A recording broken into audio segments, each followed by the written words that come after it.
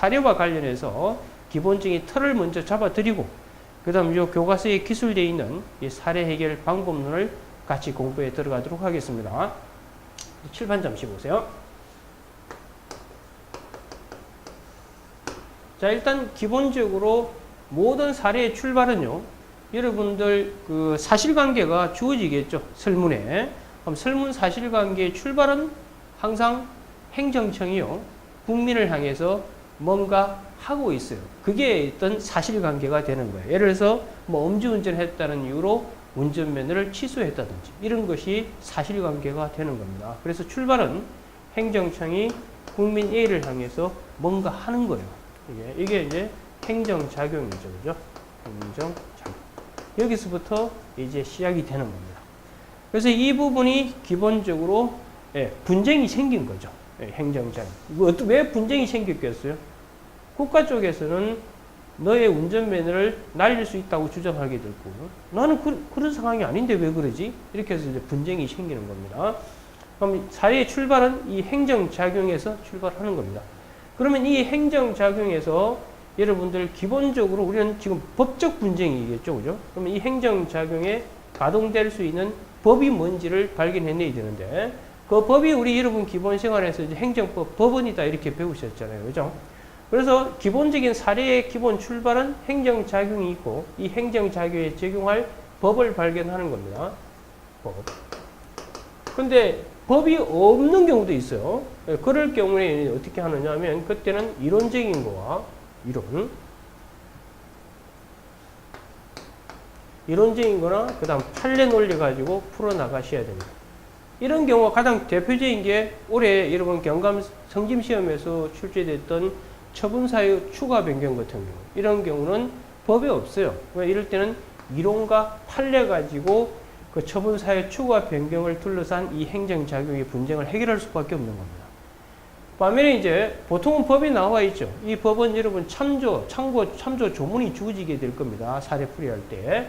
그럼 이 법은 참조 조문이 주어져 있는 성문법이 문제가 될 수도 있을 거고요.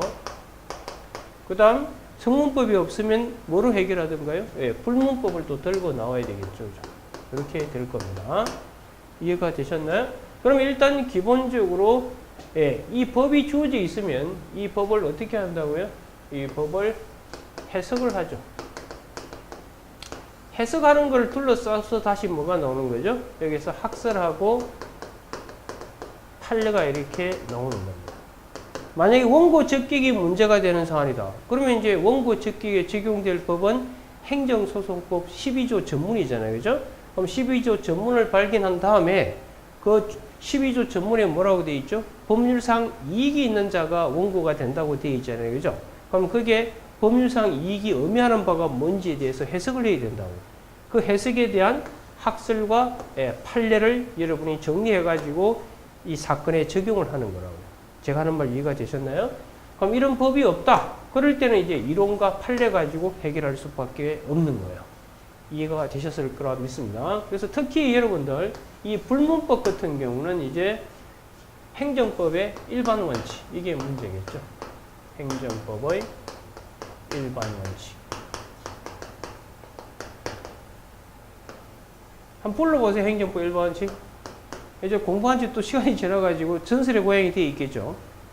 여기 보면 이제 비례의 원칙부터 해서 비례의 원칙, 그 다음 여러분 신뢰보호 원칙, 그 다음 평등 원칙, 자기구속 원칙, 그 다음 부당결부 금지 원칙, 이런 것들이 이제 문제가 되겠죠. 그죠? 그래서 일단 사례의 출발은 설문에 어떤 사건이 만들어집니다. 그래, 그게 바로 행정작용이 나오게 되고요.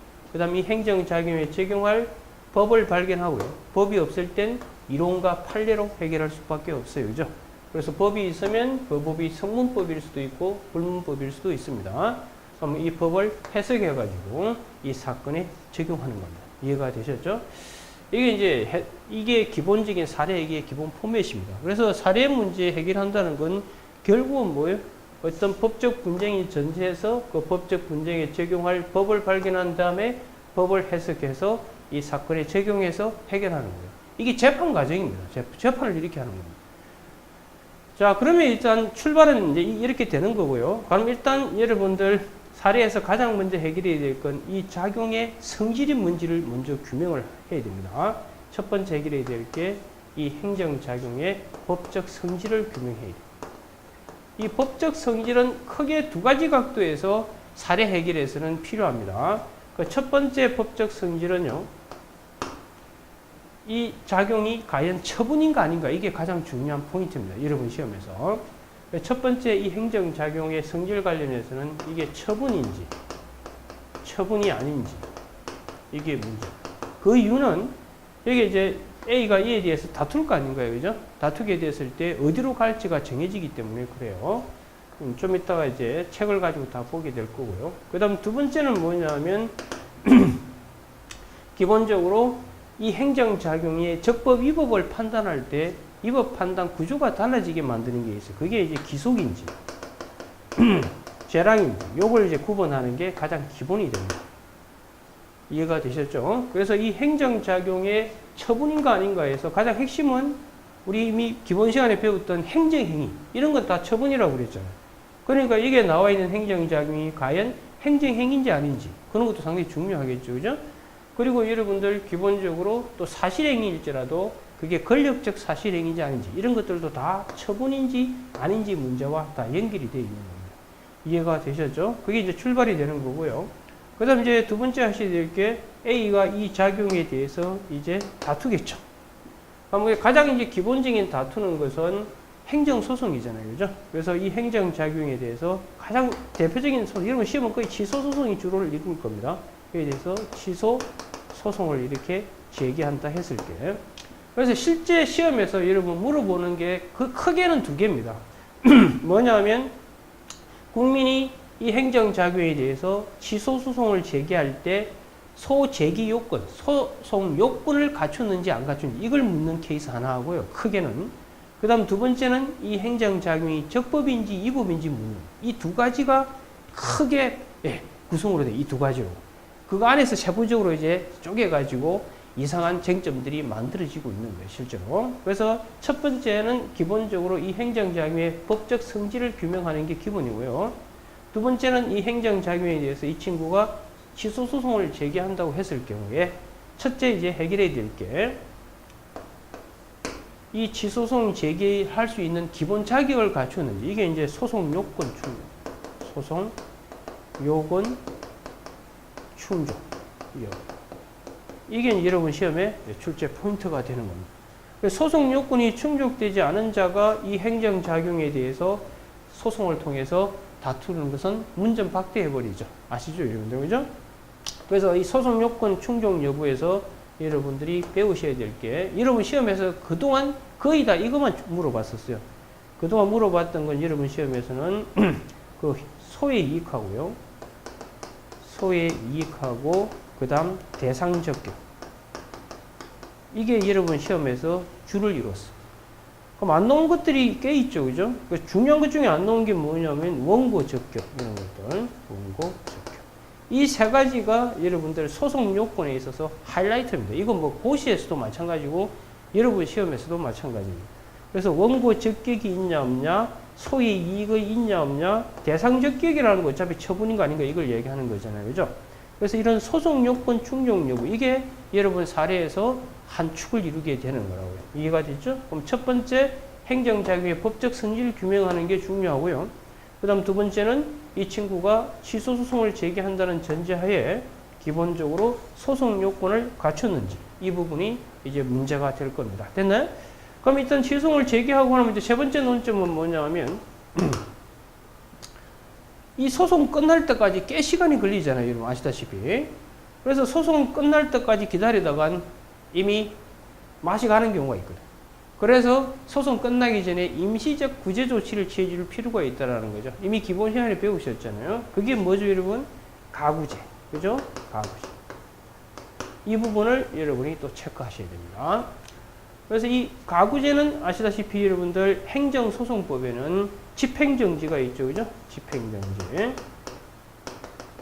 집행정지가 있고, 그 다음 행정소송법에 나와 있지 않지만 민사집행법에 있는 우리 행정소송법 8조 제2항에 보면 부족한 건 민사소송법으로 메꾸라고 되어 있거든요. 그렇다고 무조건 메꿀 수 있는 건 아니고요. 그래서 민사집행법에는 있고 민사소송법, 민사집행법 준용하라고 되어 있다고요. 그럼 그대로 적용할 수 있냐와 관련해서 문제가 되는 게 가처분이에요.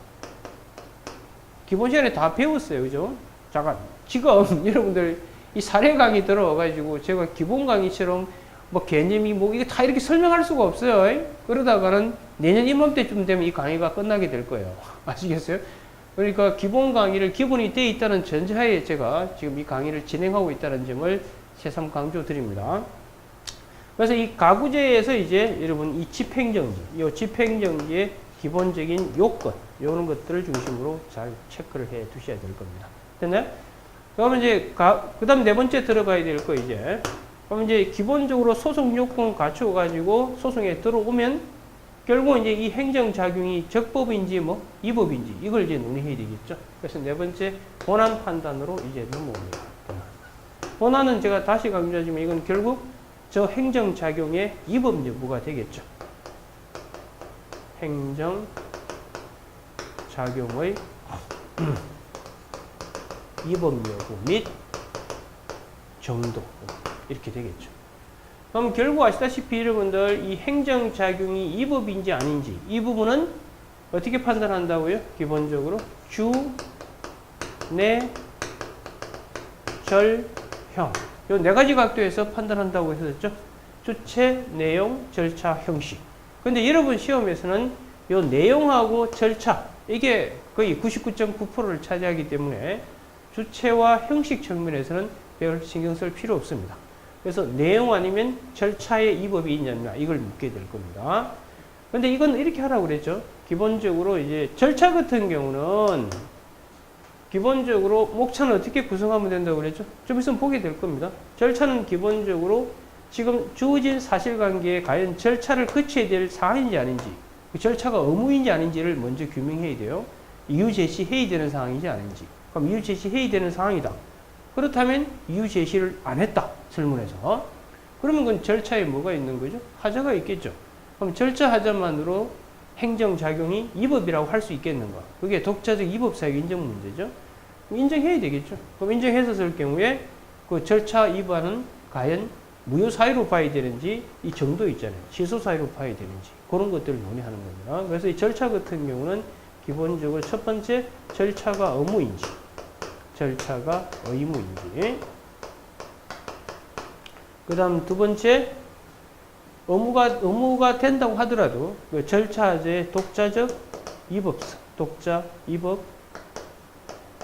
되는지 이 부분 그 다음 세 번째 이제 위법성의 정도 이런 순서대로 여러분이 이해하시면 돼요. 마지막에 하나 더 한다면 이제 뭐 하자 치유죠. 하자 치유 이런 것들을 정리하면 되고요. 이제 내용이죠. 내용 관련해서는 어떻게 하라고 그랬죠? 내용은 우리 법을 이렇게 먼저 보셔야 되죠. 법은 요건 플러스 효과 이렇게 구성이 되어 있다고 했었잖아요. 그죠? 그럼 일단 요건 위반하면 안 되고요. 그럼 효과도 위반하면 안 되겠죠. 그래서 요건 부분 관련해서는 여기서 뭐 하나 기억하라고 제가 판단여지. 여러분 시험에도 계속 문제가 되는 거 있죠? 판단여지. 요걸 생각하셔야 되고. 그 다음 효과 부분은 이 효과 부분 때문에 이 부분에 보세요. 행정작용이 제가 법적 성질 관련해서 기속과 뭐로 나눠놨죠? 제가 재량으로 나눠놨잖아요. 그죠? 그래서 이 효과 부분은 여러분들이 이게 기속일 때와 재량일 때가 이제 문제가 되는 거예요. 그렇죠? 근데 시험은 재량을 전제하고 출제될 겁니다. 무조건 재량으로 몰아가야 돼요. 기속인 건 시험에 나오기 어렵죠. 기속은 그쪽 그대로 법대로 하면 적법 안 하면 이거입니까? 그럼 이제 재량인 경우에 이제 문제죠. 그래서 이 재량인 경우에는 재량에 뭘 검토해야 되죠? 재량 한계를 검토하는 거죠. 이 한계 검토할 때 이제 써먹으려고 이쪽 보세요. 여기서 이제 불문법인 행정법의 일반 원칙이 여기에 들어오는 거죠. 기본 현에 다 배우셨을 거예요. 그죠? 그래서 재량 한계 검토에서 여러분들이 행정법의 일반 원칙 이런 것들을 여러분이 정리를 하셔야 된다. 이해가 되셨나요? 이게 이제 본안에서 하는 거예요. 본안에서 결국 적법인지 위법인지가 밝혀지면 적법이다. 그러면 그 A는 지는 거죠. 그럼 그게 이제 기각이 될 것이고 만약 위법이다. 그러면 A는 인용이 되겠죠. 그러니까 마지막에 이제 이 정도, 위법성의 정도는 우리가 중대 명백설에 따라서 판단하는 거 아시죠? 그죠? 그래서 중대 명백설에 따라서 우리가 취소 사유일 수도 있고, 그 다음 무효 사유일 수도 있겠죠. 거의 다 취소 사유로 몰아가셔야 됩니다. 아시겠죠? 그럼 취소 사유다. 그러면 이제 이 소송에서 A는 이길 수밖에 없겠죠. 그럼 이 본안이고요. 그 다음 이제 다섯 번째. 심리 단계에서. 결국 이제 이 본안 과정이 심리와 다 결합이 되어 있는 건데, 그래서 이 심리는 따로 할 건 없어요. 됐고. 그럼 이제 이 사례 케이스에서는 다섯 번째 이제 판결로 넘어오십니다. 판결 단계. 그럼 이 판결은 이제 결국은 여러분 아시다시피 판결을 종류해 보시면 뭐뭐 있죠? 여러분들 인용 판결이 있고, 인용 판결이 있고, 그 다음 이제 기각 판결이 있고, 그 다음 변태가 하나 있죠. 그게 뭐죠? 사정 판결. 그죠? 이 판결의 종류에서는 요 사정 판결, 요걸 여러분이 정리를 하셔야 되고, 그죠? 그 다음에 이제 두 번째가 이제 핵심 포인트입니다. 이 판결의 효력 관련해서, 판결의 효력과 관련해서 여러분들 세 가지 포인트.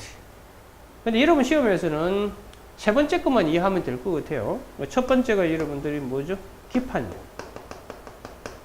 기판력이고, 그 다음 두 번째가 형성력. 형성력이고, 그 다음 세 번째가 기속력. 그래서 여러분 시험에서는 요 기속력, 이게 이제 출제 포인트가 되게 될 겁니다. 이건 올해 경감 성진 시험에도 출제가 됐었죠. 그죠?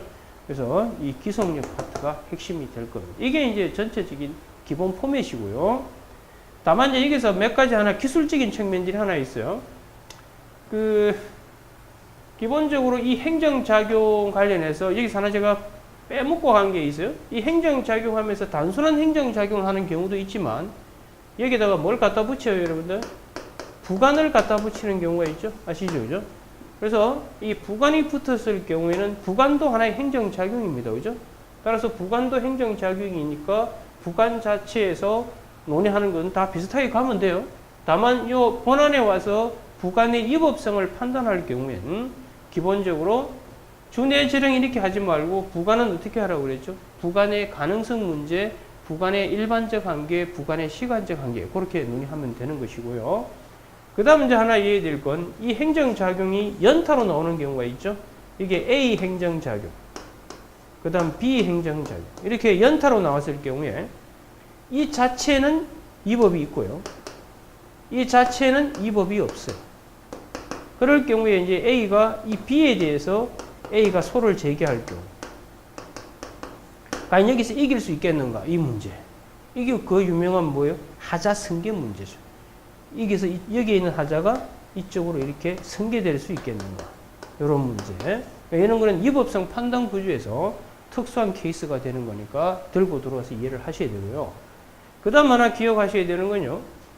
이 행정작용은 행정청, 즉 행정부에서 행한 거잖아요. 이 작용에 대해서 A가 이 작용을 선결 문제로 해가지고, 이 작용을 선결 문제로 해가지고,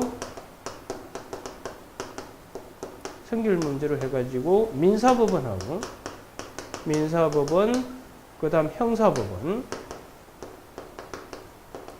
형사법원에서 선결 문제가 됐을 때 어떻게 처리하느냐. 이게 그 유명한 또 뭐 이게 구성요건적 효력과 선결 문제죠. 이때는 제가 두 가지 각도에서 각각 접근하라고 그랬잖아요. 민사법원에서 위법성 확인하는 국면과 효력을 부인하는 국면, 이 두 가지로 나누면 되고요. 형사법원도 위법 확인하는 국면, 효력 부인하는 국면 두 가지로 나누면 되죠. 그래서 위법 확인하는 국면은 여러분 국가배상, 그 다음 효력 부인하는 국면은 부당이득 반환청, 부당이득. 이런 구조만 딱 기억하고 있으면 되고요. 그 다음 형사법원에서는 여러분들 기본적으로 두 가지죠.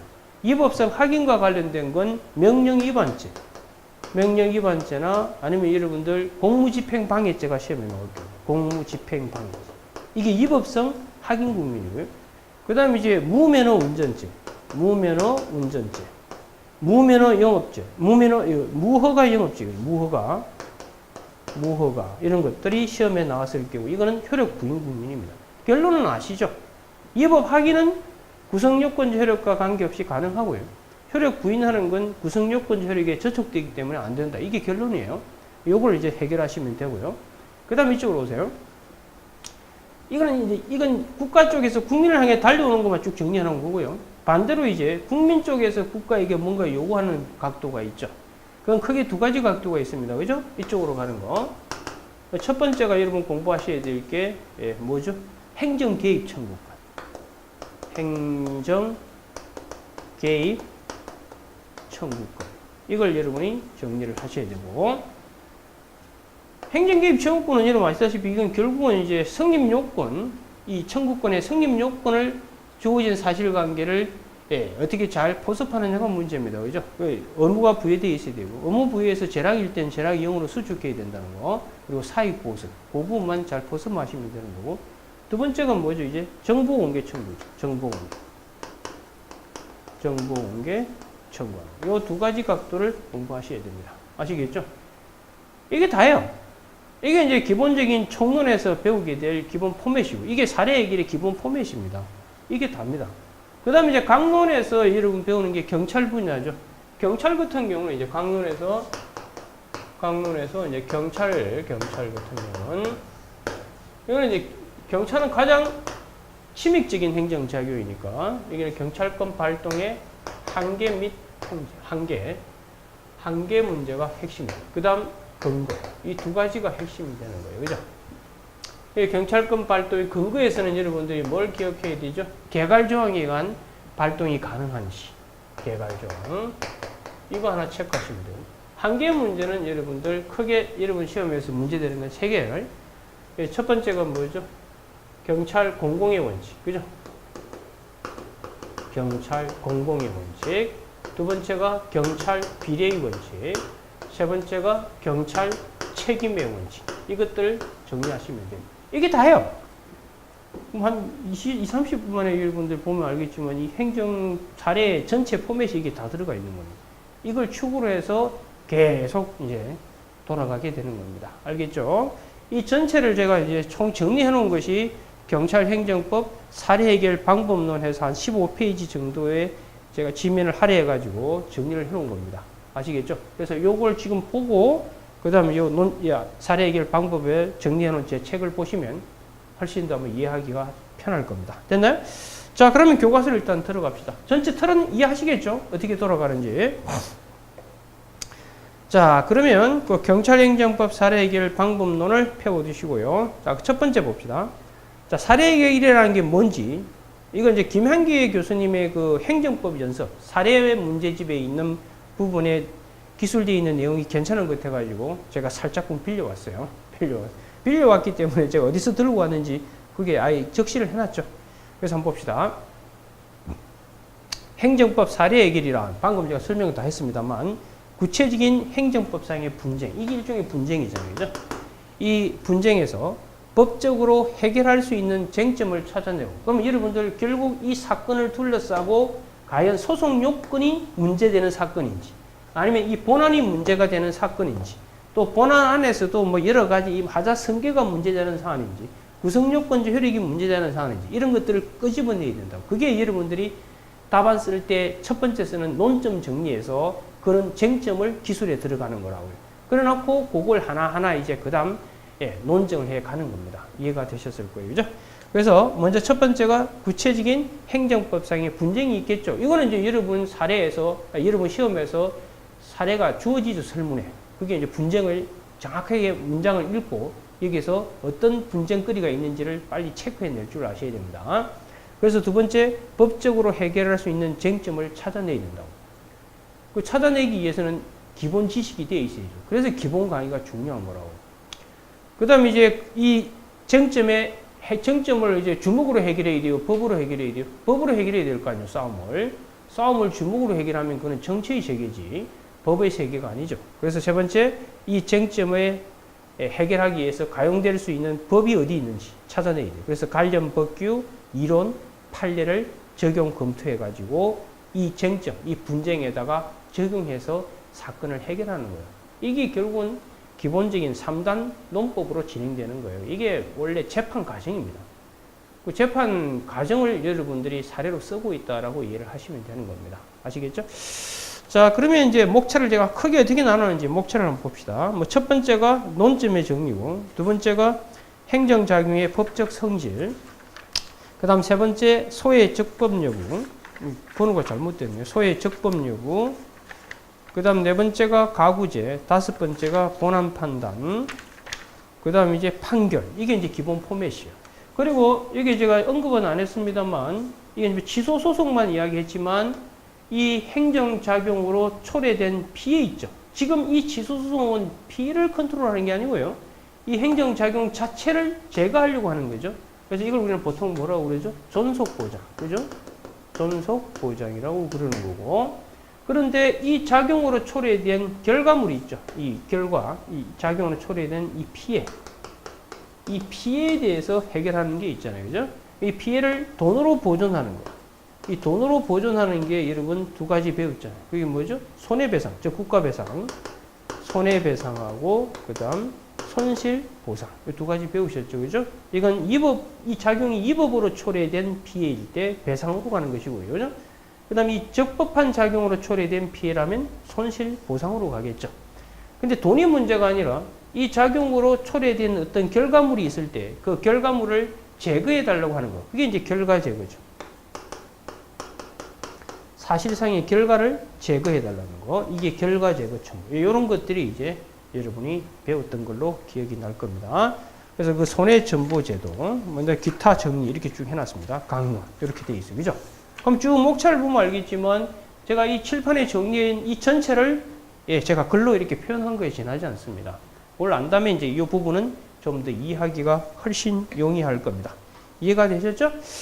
자, 그래서 다시 강조하지만 사례 해결이라는 거는 결국은 3단계 과정을 밟는 거예요. 그래서 여러분들이 시험장에서 일단 그 기본적인 지문이 주어질 거 아닌가요? 그걸 꼼꼼히 잘 읽어야 돼요. 거기에서 보면 이제 분쟁을 발견해내야 되는 거죠. 그래서 발견해가지고 어떤 행정법상의 쟁점이 이 안에서 숨어 있는지, 그 출제자가 어떤 쟁점을 수험생들에게 묻고 있는지를 빨리 캐치해내야 돼요. 그 캐치해내는 걸 하기 위해서 우리는 기본 강의를 배웠던 겁니다. 아시겠습니까? 그래서 그 쟁점을 찾아낸 다음에 그 쟁점을 해결할 뭘 발견해야 된다고? 법, 아니면 이론 판례를 발견해가지고 그거에 대해서 해석해가지고 이게 적용해서 끝내는 거야. 간단해요, 사실은. 그 재판 과정이 복잡한 게 아니라니까요. 너무도 간단해요. 너무도 간단하기 때문에 복잡한 것처럼 만들어야 돼요. 그래야 일반인 눈에는 야, 뭔가 대단한 걸 하고 있는 것처럼 보이는 거라고. 이해가 될 겁니다. 자, 그걸 안다면 이제 이 부분들은 쉽게 이해가 될 겁니다. 자, 그러면 이제 첫 번째 출발이 논점의 정리. 논점의 정리라는 건 다름 아니라 어쨌든 여기서 법적으로 문제가 되는 게 뭔가를 끌어내야 된다고요. 과연 여기에 있는 이런 것들이 문제가 되는지, 아니면 본안에서 이런 것들이 문제가 되는지, 이런 것들을 여러분이 끄집어내야 돼요. 끄집어낸 다음에 그게 적용할 법을 발견해서 이 법을 해석해가지고 접목하는 겁니다. 그래서 우리가 포섭한다고 그러죠. 포섭을 해서 결론을 내는 거예요. 자, 그럼 큰 1번의 논점 정리부터 한번 보도록 합시다. 자, 설문의 사실관계와 관련된, 그 설문은 주어질 거 아닌가요? 여러분 시험에서, 그죠? 설문의 사실관계와 관련된 법적인 쟁점이 뭔지, 뭐가 다툼이 되고 있는지, 그걸 반드시 여러분들이 끄집어내가지고 논점 정리에 기술을 하셔야 돼요. 이게 이제 사례 답안지의 첫 출발이잖아요. 그죠? 그래서 법적인 쟁점을 간단 명료하게 언급하면서 검토 대상을 지정해 줘야 돼요. 지적을 해 줘야 됩니다. 근데 제가 조심하라고 써놓은 게 있죠. 미리 결론을 스스로 하거나 단순한 설문에 나와 있는 사실관계를 다시 요약 정리해서 이 논점 정리에 적을 필요가 전혀 없습니다. 아시겠죠? 결론을 미리 적으라면 이상하잖아요. 즉 주어진 사례에서 무엇이 법적으로 문제되고 그것이 왜 문제가 되는지 이걸 이제 논점 정리해서 제시를 해주면 될 겁니다. 근데 법적인 쟁점은 하나일 수도 있고 보통은 하나가 아니겠죠. 여러 개가 있겠죠. 복수로 존재할 수도 있고요. 그리고 그 쟁점은 크게는 실체법상의 적법 문제. 이게 뭐죠? 본안에서 행정작용의 위법 여부를 묻는 거. 이게 하나고. 두 번째는 쟁송 제기 요건. 요 요건을 묻는 게. 이게 크게 두 파트로 나눠져 있습니다. 크게. 그래서 그 두 개를 주로 이 시험에서 문제가 될 겁니다. 이해가 되셨죠? 그래서 이 김현기 교수님 그 행정법 연습에 있는 내용을 제가 요약 정리해가지고 이 부분은 잠시 빌려왔습니다. 괜찮은 문장 구조인 것 같아서 제가 들고 온 거고요. 아시겠죠? 그래서 논점 정리에서는 자, 앞으로 이제 계속 문제 풀어가면서 제가 얘기할 겁니다. 이런 게 쟁점이니까 제가 논점 정리해서 그런 걸 기술했습니다. 라고 이야기를 할 겁니다. 이해가 되죠? 무슨 말인지. 자, 그럼 이제 사례 해결의 첫 출발이 아까 뭐라고 그랬죠? 이 행정작용이 있을 때 이 행정작용의 법적 성질이 뭔지를 규명하는 데서부터 출발합니다. 그럼 부관도 하나의 행정작용이니까 부관이 시험에 나오면 법적 성질에서 이 부관인지 아닌지, 부관 중에서도 여러분 다양한 종류 있는 거 배우셨죠? 조건, 기한, 부담부터 쭉 있잖아요. 그 중에 어디에 속하는지를 기술해 줘야 되고요. 그 다음 이게 행정행위라면 행정행위 안에서도 여러분 허가인지 특허인지 하명인지 이걸 또 규명해 내셔야 되는 겁니다. 그런 다음에 그게 기속인지 아니면 뭐 재량인지 이걸 또 밝혀내야 돼요. 만약 행정조사가 시험에 나오면 이게 행정조사인지 아닌지 이런 걸 규명을 해내야 되는 겁니다.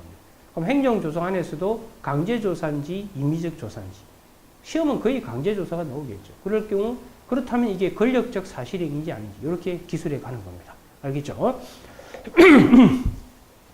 자, 그래서 큰 이번에 행정작용의 법적 성질돼 있죠. 그 출제 유형해가지고 그동안 여러분 시험에 출제되어 왔던 그 지문들을 제가 정리를 해놨습니다.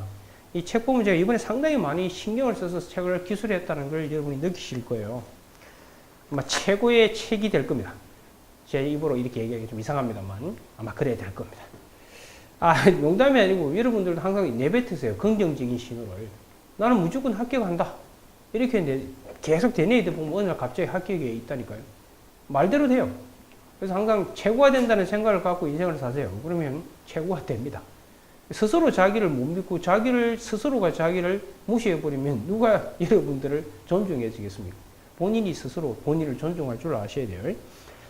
그래서 출제 유형에 보시면 자, 첫 번째 봅시다. 갑은 A 경찰서 건물 내에서 식당을 운영하기 위하여 A 경찰서장에게 별관 1층을 식당으로 사용하게 해달라는 사용허가를 신청하였다. A 경찰서장은 사용허가 부여했다. 갑에 대한 사용허가의 법적 성질을 검토하시오. 이게 여러분들 시험에 몇 번 문제가 됐던 게 뭐예요? 행정재산의 목적의 사용, 즉 특허죠, 특허. 그죠? 예, 그걸 이제 쓰라는 거예요. 그죠? 그 다음 두 번째.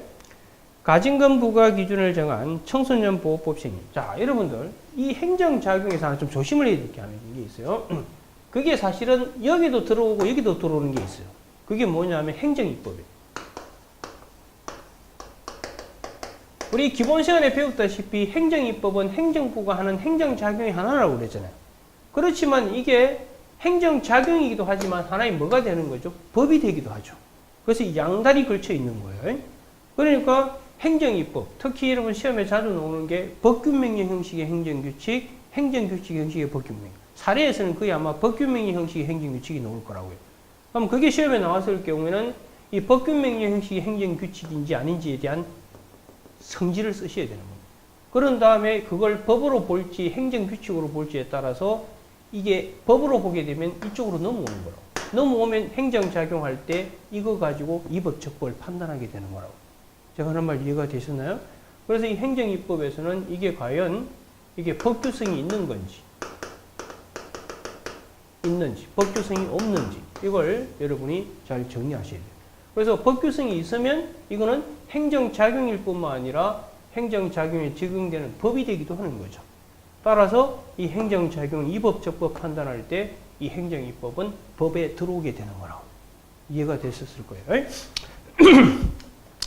그래서 그 이번에 보시면 그 가진금 부과 기준을 정한 청소년 보호법 시행령 제40조 제2항 별표 7의 법적 성질에 대해서 논하라. 이게 이제 법규명의 형식의 행정규칙을 묻고 있는 거잖아요. 그죠? 그러니까 이게 법규명의 형식 행정규칙이다. 그런 다음에 그럼 이게 법규성이 있는지, 법규성이 없는 걸로 봐야 되는지, 그걸 기술하라는 겁니다. 그 다음 세 번째 보시면 해양경비안전서장의 해상 시위를 벌이는 갑 등에 대해서 취한 해상항행 보호조치의 법적, 이게 바로 권력적 사실행위, 즉 적시강제와 관련되어 있죠. 그래서 이게 적시강제라는 걸 규명한 다음에 권력적 사실행위다. 따라서 처분성이 있다. 이런 논리로 전개해 가게 될 겁니다. 이해가 되죠? 그 다음 4번에 보시면 그 음식점에 들어가서 필요한 검사했죠. 이 검사가 뭐겠어? 이게 행정조사라는 걸 이제 답안에 쓰셔야 되는 거로. 그래서 행정조사다. 행정조사 중에서도 권력적 조사다. 그렇다면 이건 권력적 사실행위다. 따라서 처분성이 있다. 이런 식으로 기술해 가게 될 겁니다. 지금 제가 하는 말 이해는 되죠? 기본 강의 들었다는 전제에 지금 이야기하고 있는 거예요. 저 친구 지금 무슨 이야기하고 있지? 이러면 이거 기본 강의 다시 들으셔야 되는 겁니다. 그 다음 5번째, 그 가스총 사용하는 거. 이것도 일종의 다 뭐가 되죠? 이 무기 사용, 이런 것 대표적으로 다 적시강제의 성격을 갖죠. 그죠? 그러니까 권력적 사실행위다, 처분성이 있다. 이런 식으로 답안지에 기술하게 될 거라고요. 아시겠죠? 자, 그러면 그 오른쪽에 오시면 그 로마제 1번 봅시다. 먼저 행정작용 법적 성질을 기술할 때 설문의 행정작용이 강학상, 즉 학문상 어떠한 작용에 해당하는지. 이게 명칭이 중요한 게 아니죠. 이 작용의 진정한 속성이 우리가 배워왔던 숱한 학문적, 강학상 어떤 행정작용에 포섭이 될 수 있는지를 정리해 가셔야 되고요. 그 다음 뒤로 넘겨보시면 두 번째 목차가 그 로마제 2번이 나와 있죠. 기속인지 아니면 뭐 재량인지 이렇게 나눠서 법적 성질을 규명해야 돼요. 보통은 여러분들 그러니까 행정행위가 시험에 나오면 이게 과연 행정행위 중에서 이게 뭐 허가인지 아니면 뭐 특허인지 이걸 기술하시고 그 다음 두 번째는 이게 기속인지 재량인지 이렇게 기술하시면 되고요. 그 다음 이제 여러분들 뭐 적시강제라든지 적시강제 아니면 뭐 행정조사 아니면 행정지도 이런 것들이 이제 시험에 나오게 되면 일단 적시강제인지 아닌지 아니면 행정조사인지 행정지도인지 이걸 쓰신 다음에 그 다음 두 번째 이게 권력적 사실행위인지 아니면 비권력적 사실행위인지 쓰시고요. 그 다음 세 번째 기속인지 재량인지 이렇게 기술해 갈 수 있도록 하시기 바랍니다. 나중에 답 쓸 때 사례 들어가서 다 요 폼에 따라서 하고 있다는 걸 아실 거예요. 제가 거의 공식화 시켜서 만들어 놨습니다. 오케이? 네, 좋습니다. 그래서 다시 앞쪽으로 돌아오셔가지고요. 그 로마제 1번에 이제 설문의 행정작용이 강학상 어떤 작용에 해당하는지 예고해놨죠. 자, 사례 해결의 출발에 해당하는 부분으로 주어진 설문에 등장하는 행정작용이 구체적으로 강학상 어떠한 작용에 해당하는지 그래서 이 어디에 해당하는지에 따라서 그게 처분일 수도 있고 처분이 아닐 수도 있고 이렇게 되는 거예요. 행정행위는 무조건 처분이고요. 행정행위가 아닌 것들은 처분성이 있냐 없냐에 대한 또 세부적 논의를 할 수밖에 없습니다. 나중에 이제 사례 같이 풀면서 같이 보게 될 겁니다. 그래서 1번에 첫 번째 이제 가장 중요한 이 행정작용은 행정행위죠. 그래서 설문의 행정작용이 행정행위인지 만약 행정행위라면 또 행정행위 중에서 이게 하명인지 허가인지 특허인지 아니면 뭐 직권 취소인지 철회인지 등등등 어디에 속하는지를 기술해 하셔야 된다 이 말입니다. 그래서 첫 번째 보세요. 하명, 그 다음 두 번째 허가, 세 번째 특허. 그럼 시험 답안지 어떻게 써야 돼요? 그럼 하명이 시험에만 설문에 나와 있다. 그러면 척 보니까 하명이네요. 이러면 안 돼요. 먼저 뭘 써야 되죠? 하명 개념을 쓰고 그 다음 사안에 나와 있는 행정작용은 이 하명 개념에 맞아 떨어지기 때문에 이 행정작용은 강학상 하명이다. 이렇게 답을 기술하셔야 되는 거예요. 아시겠죠? 그래서 이 하명이 뭐고 허가가 뭐고 특허가 뭐고 직권치수가 뭐고 철회가 뭔지 이건 기본 시간에 다 배우셨기 때문에 제가 여기서 다시 새삼스럽게 설명하지는 않습니다. 아시겠죠? 그래서 어떻게 해야 나가는지를 제가 지금 설명을 드리고 있을 뿐인 겁니다. 그래서 하명인지 허가인지 특허인지 직권취소인지 철회인지 그래갖고 이제 각자 개념 쓴 다음에 주어진 설문에 있는 행정작용은 이 개념에 포섭되기 때문에 하명이다, 특허다 이렇게 결론을 내시면 되는 거라고요. 이해가 되셨죠? 자, 그 다음에 이제 아까도 얘기했다시피 단순히 행정작용만 이렇게 설문이 나올 수도 있지만 혹이 붙어서 나오는 경우도 있죠. 그럼 이 혹 자체 이걸 우리는 뭐라고 그러죠? 부관이라고 그러잖아요. 그죠? 그래서 이 부관이 또 나왔을 땐 또 이 부관인지 그 다음 부관 중에서 어디에 속하는지 그걸 또 다시 또 규명을 하셔야 되는 겁니다. 그래서 여러분들 주목구구식으로 공부하면 안 돼요. 그동안 여러분들 이 지금 경찰 분야 시험이 그동안 뭐 강의의 기본 패턴도 뭐 무조건 그냥 외우라 이런 식으로 강의가 진행되어 왔던 거였는데 이건 이제 조선시대 때는 그게 통했을지 모르겠지만, 계속 여러분 시험 자체가 이제 그쪽에서 탈피되고 있기 때문에 그런 식의 공부를 해서는 안 됩니다. 그래서 지금 제가 하고 있는 게 오리지널, 완전 정형화되어 있는, 즉, 원래 사례 문제를 풀어나가는 기본 포맷이에요.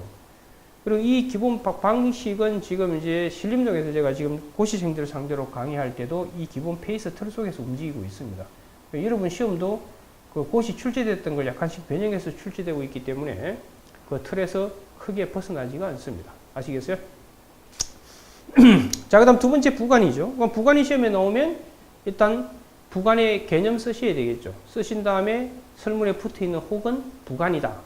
그럼 두 번째 해야 될 건, 그럼 부관 중에서도 어디에 속하는지를 쓰셔야 된다고요. 그래서 두 번째 부관의 종류. 부관의 종류에 보시면 조건, 그 다음 기한, 그 다음 부담, 그 다음 철회권 유보, 이런 것들을 여러분이 답안지에 쓰시고, 그 다음 주어진 설문에 있는 부관은 이 중에 이거다, 이거다, 이거다, 이렇게 결론을 내셔야 되는 거라고. 아시겠죠? 예. 그래서 그런 것들이 답안 기본의 포맷이라고. 지금 기본적으로 공부가 좀 되신 분들은 뭐 기한이 뭐고 부담이 뭐고 개념을 쓸 수가 있잖아요. 근데 문제는 주어진 설문에 나와 있는 이 붙어 있는 혹이 과연 이 중에 어디에 속하는지, 그건 개념을 정확하게 이해되었을 때 한해서만 포습이 될 수 있겠죠. 그렇지 않겠어요? 그래서 그리고 단지 외운다고 되겠어요, 여러분들? 그 외워서가 될 게 아니라 그 의미를 정확하게 캐치하셔야만 사안 포습을 할 수가 있는 겁니다. 아시겠죠? 무슨 말인지. 그 다음에 이제 쌍그룹 3번에 그 중요 쟁점 나와 있잖아요. 거기 보시면 설문의 행정작용이 부관인지, 부관이라면 조건, 기한, 부담, 철회권 유보 등등 중 어디에 해당하는지 기술해야 된다. 그리고 특히 설문에 보통 조건이 붙어 있다 이런 식으로 나와요. 그럼 그 조건은 제가 항상 기본 시간에 얘기했잖아요. 이게 진짜 조건인지 아니면 부담인지 그걸 항상 제가 쓰셔야 된다고 그랬죠. 그래서 구별 기준 쓰시고 조건이다, 부담이다. 그거 쓰는 거 까먹지 않도록 하라고 그랬어요. 그죠? 특히 이제 부관 같은 경우는 쟁송 관련해서 특이한 시스템이 있는 거 아시죠? 우린 기본은 이렇게 쭉 갑니다만 부관의 시험에 나왔을 때 이게 부관에 대해서 다투는 거. 이 다투는 건 크게 두 가지 각도에서 다투야 된다고 그랬잖아요. 뭐죠? 독립 쟁송 가능성, 독립 쟁송 가능성, 독립 취소 가능성. 이 두 가지를 반드시 체크하셔야 됩니다. 그리고 아까 또 보통의 행정작용은 준의 지령 이런 식으로 이법성을 판단합니다만 부관은 제가 아까 이법성 판단을 어떻게 한다고 그랬죠? 부관의 이법성 판단은 첫 번째 어떻게 하라고요? 부관의 가능성 문제. 그 다음 두 번째가 부관의 일반적 한계 문제. 일반적 한계 문제. 세 번째가 부관의 시간적 한계 문제. 이 세 가지 각도 가지고 저 부관이 적법인지 이법인지를 판단하라고 했어요. 그죠? 그래가 보니까 부관이 이법하다. 그럼 저 부관에 대해서 어떻게 다툴래? 그게 이제 독립 쟁송 가능성과 독립 취소 가능성 형태로 답안을 기술해 가는 거라고요. 아실 겁니다. 됐나요? 자, 그 다음에 이제 세 번째 보시면 행정입법이죠. 행정입법은 여러분 특히 사례에서는 특히 법규명령 형식의 행정규칙, 행정규칙 형식의 법규명령 이걸 잘 정리하셔야 됩니다. 그래서 이게 시험에 나왔을 땐 답안을 어떻게 써야 돼요? 이게 법규명령 형식의 행정규칙인지 그 개념을 쓰셔야 되죠. 쓴 다음에 주어진 설문에 나와 있는 이 법규명령은 법규명령 형식 행정규칙 맞다. 그렇다면 두 번째 써야 될 건 그럼 이놈의 법적 성질을 뭘로 봐야 되는지, 즉 법규명령으로 봐야 되는지 아니면 행정규칙으로 봐야 되는지 그에 따라서 결론이 아예 달라진다고 그랬잖아요. 그죠? 그걸 써 내려가는 겁니다. 그래서 그 행정입법에서는 그 쌍글 1번에 보시면 두 번째 줄에 특히 형식과 내용의 불일치의 문제인 법규명령 형식의 행정규칙의 법적 성질, 그 다음 행정규칙 형식의 법규명령의 법적 성질을 잘 정리해 두셔야 된다 이 말이에요. 그래서 쌍글 2번에 보시면 법규명령 형식 행정규칙이 뭐고 쌍글 3번에 행정규칙 형식 법규명령이 뭔지 개념을 제가 정리를 해놨습니다. 이해가 되셨나요? 책을 계속 보면 아시겠지만 참 마음에 드는 책이다라는 걸 느끼시게 될 거예요. 그래서 이대로만 잘 따라오시면 사례 문제 해결하는데 어떤 분들보다 여러분들이 훨씬 더 우월한 위치에서 지배를 할 수 있게 될 겁니다. 아시겠죠? 자, 그 다음 이제 네 번째 행정작용이 사실행위죠. 사실행위는 여러분들 이미 기본 시간에 배웠다시피 권력적 사실행위와 비권력적 사실행위로 나뉘는 거 아시죠? 그죠? 근데 시험은 100% 거의 아마 권력적 사실행위가 나올 거예요. 권력적 사실행위 가장 대표적인 게 여러분 시험에 나오는 게 적시강제하고 행정조사라고요. 배우셨죠, 그죠? 적시강제 행정조사. 그러니까 적시강제나 행정조사가 시험에 나오면 아까 제가 답을 어떻게 써야 돼요? 먼저 적시강제 이제 쓰신 다음에 적시강제 맞다. 그럼 두 번째 해야 될 게 권력적 사실행위인가? 권력적 사실행위 맞다. 그럼 권력적 사실행위는 거의 통설이 처분성을 인정하기 때문에 그럼 처분성이 있다. 이런 식으로 진행이 되는 거라고. 행정조사도 마찬가지고. 그런데 비권력적 사실행위가 시험에 나올 수 있는 건 딱 하나 있어요. 그게 바로 그 유명한 행정지도라고요. 그럼 행정지도가 시험에 나왔을 땐 이게 행정지도인지 규명하신 다음에 이게 비권력적 사실행위라는 걸 그 다음 쓰셔야 되고 비권력적 사실행위는 또 다수와 판례는 기본적으로 처분성을 또 부정하잖아요. 그런 논리로 쭉 진행을 해 나가셔야 됩니다. 아시겠죠? 그래서 그 사실행위에 보시면 4번에 보시면 그 권력적 사실행위, 비권력적 사실행위 나누고요. 특히 권력적 사실행위의 처분성 인정 여부 기본적으로 인정을 하죠. 그 다음 이 사실행위를 구제 방법은 어떻게 되는지. 사실행위 구제는 결국 처분성이 있는 사실행위는 항고쟁송으로 갈 수 있겠지만 이미 기본 시간에 배웠다시피 사실행위는 금방 종료되기 때문에 협의에 소이익이 없을 가능성이 높죠. 그러니까 국가배상 아니면 뭐 손실보상, 그 다음 결과제거 청구 이런 식으로 구제를 진행해 나가셔야 된다고 했었어요. 그죠? 그 다음에 이제 기타 행정작용에서 이제 적시관계. 적시관계는 방금 배웠던 권력적 사실행위로 가시면 되고, 그 다음 밑에 행정조사도 권력적 사실행위로 이렇게 가시면 되는 거죠. 그 다음 행정지도는 비권력적 사실행위로 이렇게 몰아가시면 되는 것이고요. 그 다음 행정의 실효성 확보 수단 파트에서 그 대집행 배우시죠. 개통실비. 기억나요? 개고, 대집행 영장에 의한 통지, 실행 비용 징수. 이런 것들은 각각의 작용이 다 처분성이 있다고 아마 기본 시간에 배우셨을 겁니다.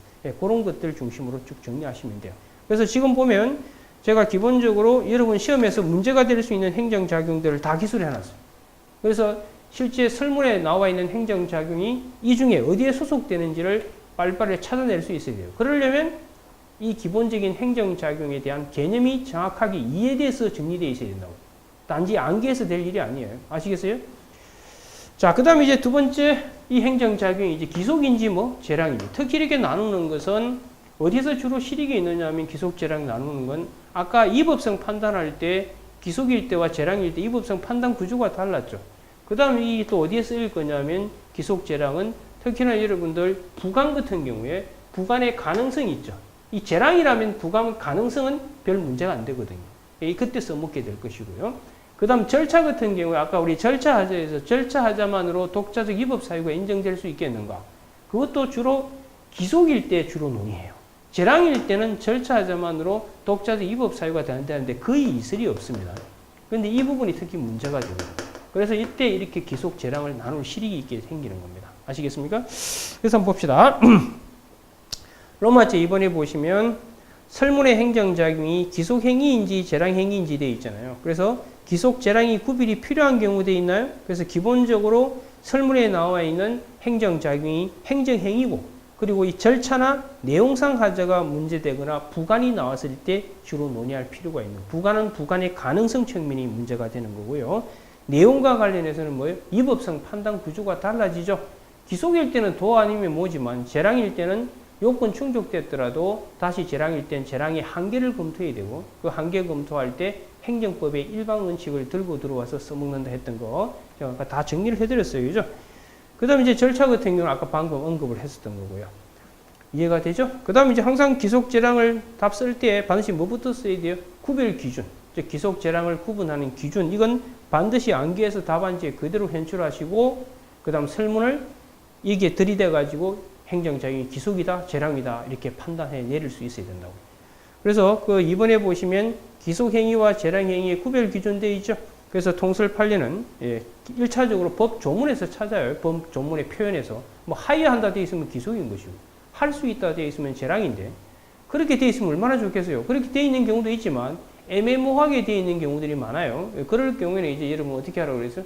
여러 가지 감안해야 되죠. 그래서 뭐 기본권 회복성이 강한 허가 같은 경우는 기속으로, 공익 도모성이 강한 특허 같은 경우는 재량으로 이렇게 이제 가고 오죠. 그다음 침익죄인 건 대체로 또 기속으로, 수익죄인 건 대체로 재량으로 뭐 이런 식으로 여러분이 종합적으로 판단해서 내릴 수밖에 없습니다. 알겠죠?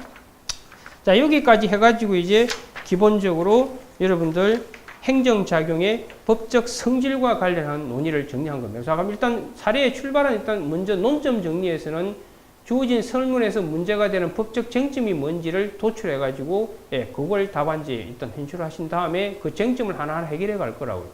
근데 그 해결의 출발이 되는 게 뭐라고요? 설문에 나와 있는 행정작용이 어떤 놈인지, 그걸 규명해야 되죠. 그렇죠? 여러분들이 사람 소개할 때도 그 사람이 어떤 놈인지 알아야 소개하지 않나요? 그냥 덥석 소개하지 않잖아요. 그죠? 그래서 그때 이 행정작용은 학문적으로 어디에 속하는지 규명하신 다음에 기속인지 재량인지 그걸 정리하셔야 된다 이 말입니다. 됐나요? 자, 거기까지 하고요.